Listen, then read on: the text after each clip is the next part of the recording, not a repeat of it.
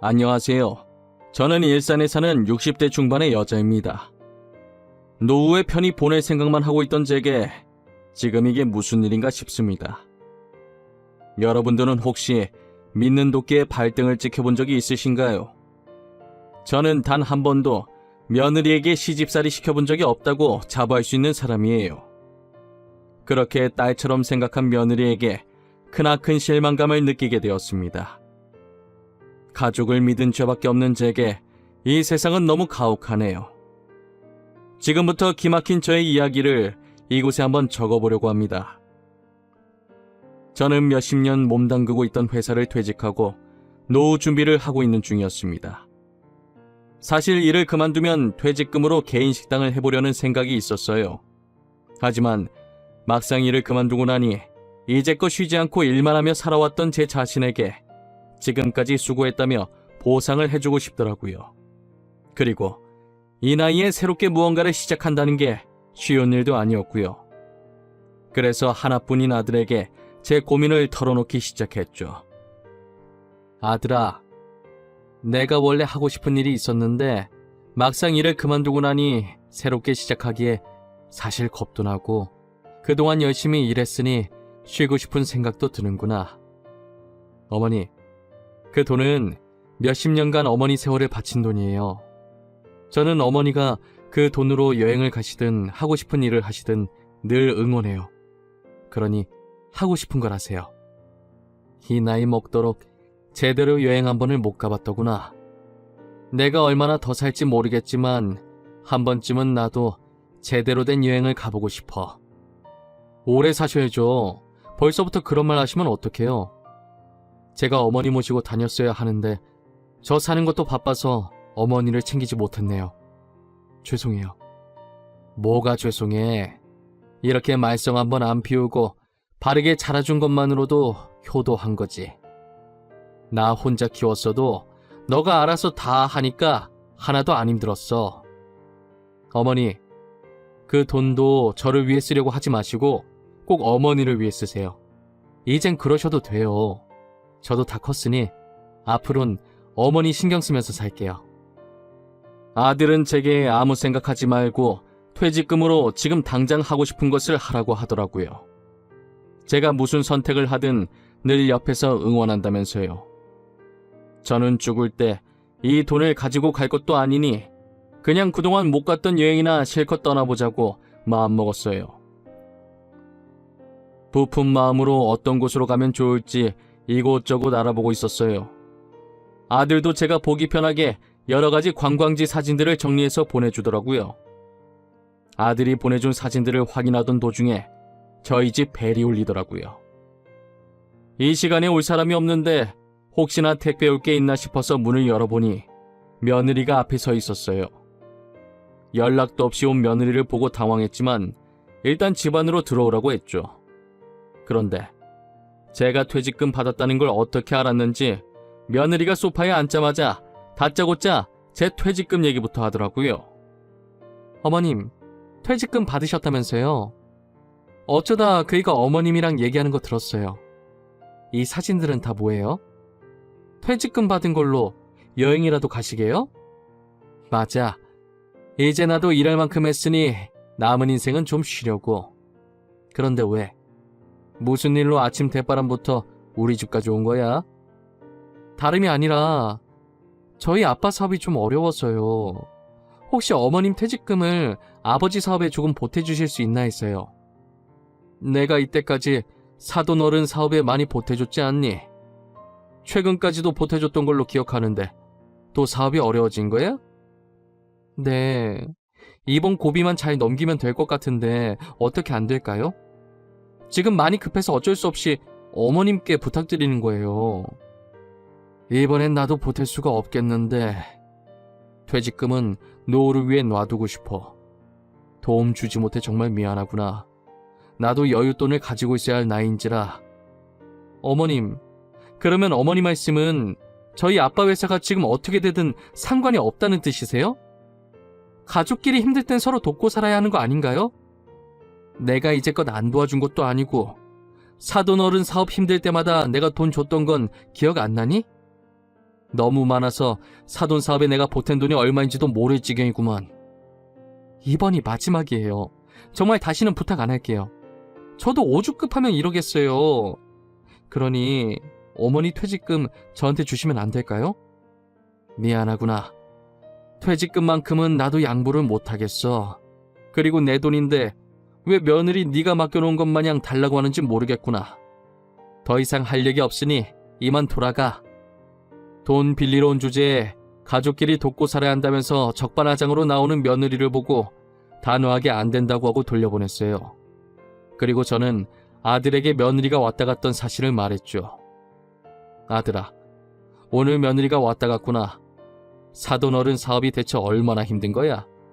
부탁한 게 한두 번도 아니고 이제는 내 퇴직금까지 달라고 하더구나. 집사람이 어머니 보고 돈 달라고 했어요? 장인어른 사업 힘들다는 얘기는 처음 듣는데 저한테는 전혀 그런 얘기 없었어요. 한두 번도 아니라니 이런 적이 몇 번이나 있었단 말이에요? 너 걱정할까봐 말 안 했나 보네. 나한테 몇 번이나 돈 빌려갔었어. 갚은 적은 없다만. 가족끼리 돈 문제로 왈가왈부하는 게 아닌 것 같아서 나도 그냥 넘어갔었지. 어머니, 돈 문제는 가족끼리 더 깔끔히 해야 하는 거예요. 일단 제가 집사람한테 얘기해 볼게요. 어머니는 퇴직금 보탤 생각 하지 마세요. 장인어른이 힘드신 건데 보태도 제가 보태야죠. 이 일로 며느리랑 아들이 심하게 싸운 것 같았어요. 며느리한테 전화가 왔는데 잔뜩 흥분한 목소리로 제게 말을 하더라고요. 어머님, 저한테 돈 주신 것도 아니시면서 왜 남편한테 죄다 다 일러 바쳤어요? 돈이라도 주고 말하시던가요. 지금 저랑 뭐 하자는 거예요? 어머, 얘 말하는 것 좀 봐. 내가 이때까지 너가 부탁할 때마다 줬던 돈은 생각 안 하니? 이제껏 아무 말 안 하다가 오늘 한번 말했다고 이딴 식으로 말을 해? 시애미 알기를 개똥을 하는 거야 뭐야? 아까부터 전에 줬던 돈 타령하시는데 제가 돈 받을 때마다 어머님께 고맙다고 했었잖아요. 그럼 된 거 아니에요? 왜 계속 예전 얘기를 하세요? 고맙다고 말하면 끝나는 거니? 그냥 준 돈이야? 빌려준 돈이잖아. 애당초에 돈을 빌렸으면 갚아야지. 가족이라 돈 돌려받을 생각 안 하고 있었는데 괘씸해서 안 되겠어. 너 그 돈 다시 다 갚아. 알겠어? 가족이라 돈 돌려받을 생각 안 하고 있으셨다면서요. 이제 와서 갚으라고요? 어머님, 저 돈 없어요. 못 갚아요. 내가 너한테 빌려준 것이지 그냥 준 거 아니었어. 갚을 돈도 없으면서 도대체 돈을 왜 빌리는 거야? 더 이상 너랑 말 섞기도 싫고 얼굴 마주하기도 싫으니까 갚을 돈만 보내고 다시는 찾아오지 마. 말하면 할수록 자기밖에 모르는 며느리가 정말 꼴보기 싫었어요. 도대체 뭐가 저렇게 당당해서 제게 저런 식으로 말하는 건지 이해가 가질 않았어요. 급기야 저를 돈줄로만 보는 것인가 라는 생각도 들더라고요. 그리고 얼마 후 음료수 한 박스를 들고 며느리가 다시 저를 찾아왔더라고요. 어머님, 제가 그때 말이 너무 심했던 것 같아요. 정말 죄송해요. 저희 아빠 사업이 많이 힘들어서 저도 모르게 예민하게 받아들였던 것 같아요. 아니다. 나도 생각해보니 잘한 건 없는 것 같구나. 나만 입 다물면 됐었는데 내가 괜히 아들한테 말해서 일만 더 키운 것 같아 미안하구나. 지금 저희 아빠 사업이 많이 힘들어요. 제가 어떻게든 꼭 갚을 테니 퇴직금 전부는 아니더라도 조금만 빌려주시면 안 될까요? 정말 부탁할 곳이 어머님밖에 없어서 그래요. 나는 더 이상 갚는다는 말 안 믿어. 매번 그렇게 빌리고 갚은 적이 단 한 번도 없지 않니? 그래도 일단 생각은 해보마. 그러니 오늘은 이쯤하고 이만 돌아가. 저는 정중하게 부탁하는 며느리를 보고 마음이 약해지려고 했었지만 그간 보였던 행실을 다시 생각해보니 이번에도 안 갚을 게 뻔해서 안 된다고 하고 돌려보냈어요. 며느리가 간 지 2시간 정도 지났을까 아들이 제게 전화를 했더라고요. 다급하게 혹시 며느리가 또 제게 찾아가지 않았냐고 하면서요. 어머니, 혹시 오늘도 저희 집사람 찾아갔어요? 가서 또 돈 달라는 얘기 하던가요? 저희 싸울까봐 걱정돼서 숨기지 말고 괜찮으니까 저한테 솔직하게 다 말씀해주세요. 그게 아까 아침에 찾아오긴 했어. 음료수 한 박스 들고 죄송하다고 사과하더라고. 사돈어른 사업 때문에 걱정이 돼서 그런 건지 살도 좀 빠진 것 같고, 혹시나 하는 말인데 다음에도 저희 집사람 돈 얘기 꺼내면 절대 빌려주지 마세요. 알겠죠? 다른 데 투자해서 돈 없다고 대충 거짓말하고 돌려보내세요. 도대체 무슨 일이야? 나한테 설명을 해줘야 나도 거짓말을 하든 말든 하지. 무턱대고 거짓말하기엔 좀 그렇지 않니? 아니 그게 집사람이 하도 어머니를 찾아가길래 제가 장인어른께 전화를 드렸었거든요. 사업이 얼마나 힘드신 거냐고. 집사람이 지금 계속 어머니한테 찾아가서 돈을 빌린다고요. 사돈 어른이 뭐라고 하시던 진짜 사업이 많이 힘드시대? 도대체 얼마나 힘드시다니? 아니요, 정 힘들면 제가 조금 보태드린다고 말하니까 저보고 지금 무슨 소리 하냐고 하시던데요? 장인어른 사업 괜찮대요.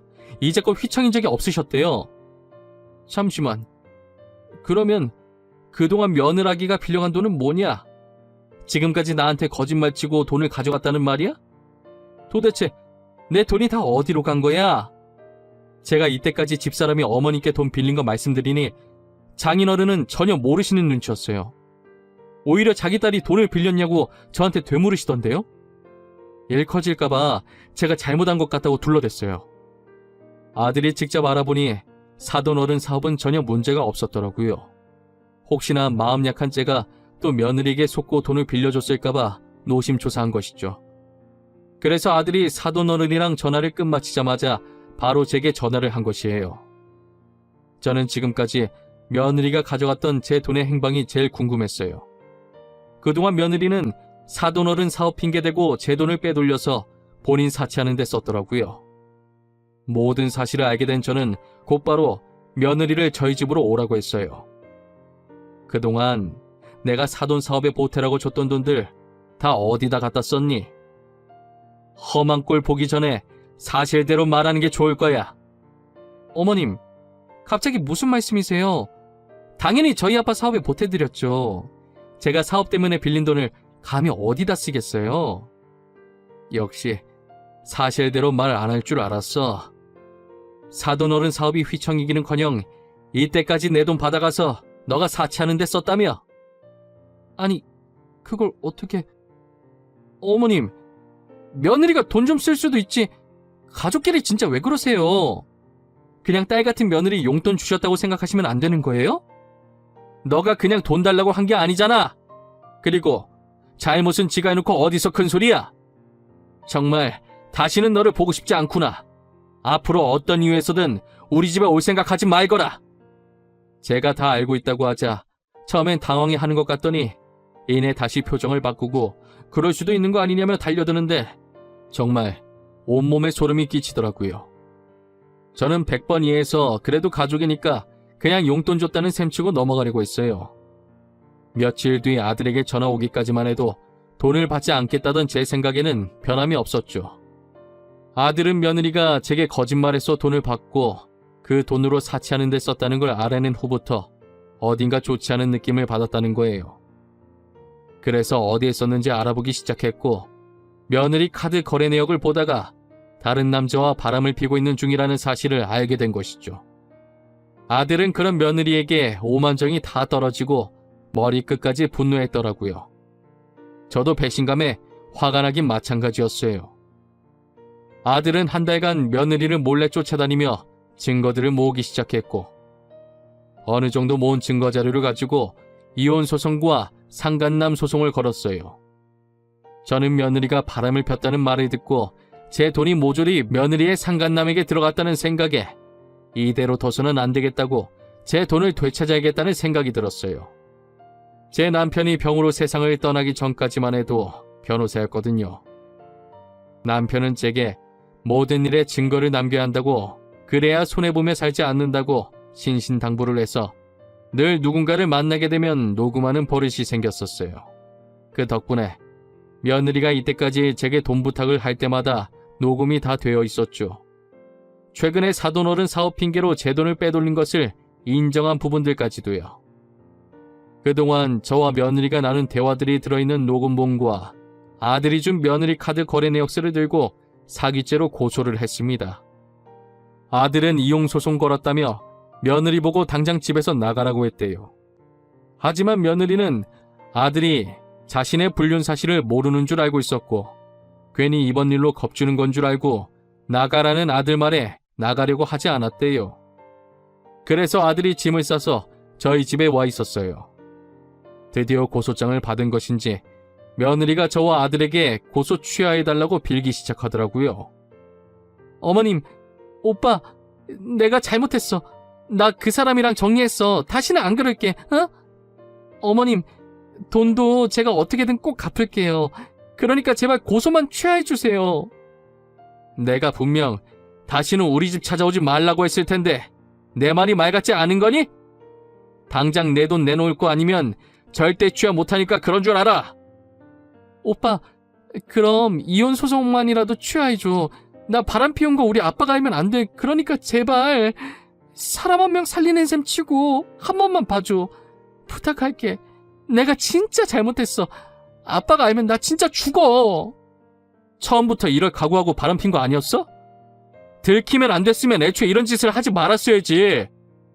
이런 상황이 올 거라는 걸 예상 못하진 않았을 거 아니야. 안 그래? 내가 너무 철이 없었어. 다신 안 그럴게. 절대 딴 생각 안 할게. 어머님한테 돈 달라고도 안 할게. 아니면 차라리 합의 이혼해주면 안 될까? 그러면 오빠가 시키는 대로 다 할게. 어? 미안한데 누구조차고 합의 이혼을 넙죽해줘. 내가 지금 이혼이 목적이라고 생각해? 어떤 선택을 하든 내가 손해인데 네 말을 왜 들어? 나는 이제 네가 어떻게 되든 전혀 상관이 없어. 결국 아들과 저는 소송을 취하지 않았고 며느리는 친정에서도 쫓겨났어요. 하필 만난 남자도 유부남이었는지 상간녀 소송까지 더해졌고 자기 가정에 이어 남의 가정까지 파탄냈다고 며느리를 더 이상 딸로 받아주지 않겠다고 했대요. 얼굴 한번 본 적 없는 안사돈이 바람을 펴서 그 남자와 도망가는 바람에 사돈 어른이 혼자가 되었는데 그래서 그런지 다른 건 다 참아도 불륜은 절대 참아줄 수 없다고 했다더라고요. 이제서야 며느리가 왜 그렇게 아들한테 합의 이혼하자고 빌었는지 그 이유를 알겠더라고요. 사돈 어른은 재산 상속도 며느리를 빼고 진행한다고 했다더라고요. 그리고 딸 잘못 키워서 미안하다며 재산의 일부를 아들에게 줬습니다.